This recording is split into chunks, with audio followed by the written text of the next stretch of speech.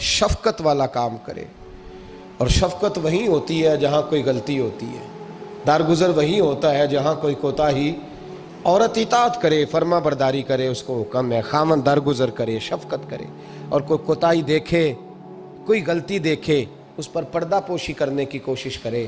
یاد رکھیں، اعلیٰ حضرت فاضل بریلوی رحمۃ اللہ علیہ فرماتے ہیں جو مردان خدا ہیں، جو اللہ کے بندے ہیں، جو مردان خدا ہیں، فرمایا ان کا طریقہ تو یہ ہے کہ وہ اپنے گھر والوں کی بڑی بڑی غلطیاں معاف کرتے ہیں، بڑی بڑی کوتاہیاں، بڑی بڑی۔ حضرت ابو الحسن رحمۃ اللہ تعالیٰ علیہ، جناب ابو الحسن خرقانی بہت بڑے درویش صوفی گزرے ہیں، اور صاحب بصیرت اور زندہ اور بیدار مغز صوفی تھے، صرف ہو والے صوفی نہیں تھے۔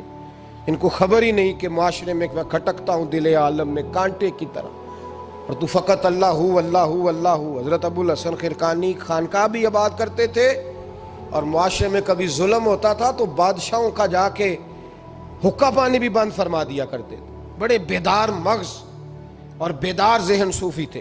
حضرت بایزید بسطامی رحمۃ اللہ علیہ کے سجادہ تھے، اور محمود غزنوی آپ کا مرید تھا۔ اب بہت صاحب بصیرت بادشاہ ہوا ہے، وہ آپ کا خدمت گزار تو حاضر ہوتا تھا۔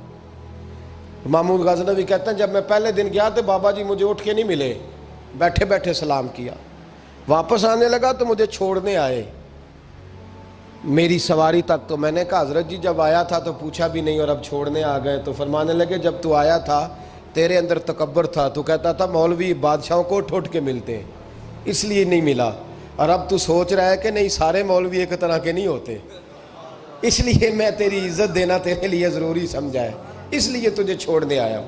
حضرت ابو الحسن بڑے صاحب بصیرت آدمی۔